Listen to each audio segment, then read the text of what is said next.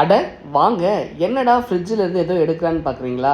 ஒன்றும் இல்லைங்க, ஜவ்வரிசியை வச்சு ஒரு சாக்லேட் பாயசம் செஞ்சேன். செம்ம டேஸ்ட்டு, ரொம்ப ஈஸி தான். ஜவ்வரிசியை ஒரு 20 நிமிஷம் நல்லா ஊற வச்சு ஒரு பாத்திரத்தில் ஊற்றி அடுப்பை பற்ற வச்சு அதை நல்லா பாயில் பண்ணிடலாம். ஓகே, அது ஒரு மீடியம் ஃப்ளேமில் நல்லா பாயில் பண்ணிகிட்டே இருக்கும்போது இந்த மாதிரி பபிள்ஸாக வரும். அப்போ நல்லா கிண்டி விடலாம். இதில் என்னென்ன ஆட் பண்ணணுன்னு பார்த்தீங்கன்னா, 2 ஏலக்காய் தட்டி போட்டிருக்கேன், 1/2 cup sugar, 1/4 cup cocoa powder. இதை போட்டு நல்லா அப்படியே அந்த பபிள்ஸ்லாம் இல்லாமல் நல்லா அப்படியே கிண்டி விட்டுட்டே இருங்க. எல்லாமே நல்லா அப்படியே டைல்யூட் ஆகிடும்.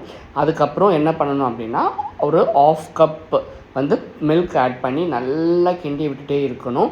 ஸோ அந்த பால், அந்த கொக்கோ பவுடர், சுகர், ஜவ்வரிசி எல்லாம் சேர்ந்து இந்த மாதிரி நல்லா திக்கான பதத்துக்கு வரும். ஓகே, எல்லாமே மீடியம் ஃப்ளேமில் தான் குக் பண்ணணும். அப்படியே குக் பண்ணிகிட்டே இருக்கும்போது செம்ம ஸ்மெல் வரும், அந்த சாக்லேட் ஃப்ளேவர் வரும். அவ்வளோதான், நல்லா கிண்டி விட்டிங்கன்னா இந்த மாதிரி பதத்துக்கு வந்துடும். அதுக்கப்புறம் என்ன, அடுப்பு ஆஃப் பண்ணிவிட்டு ஒரு பவுலில் மாற்றிடலாம்.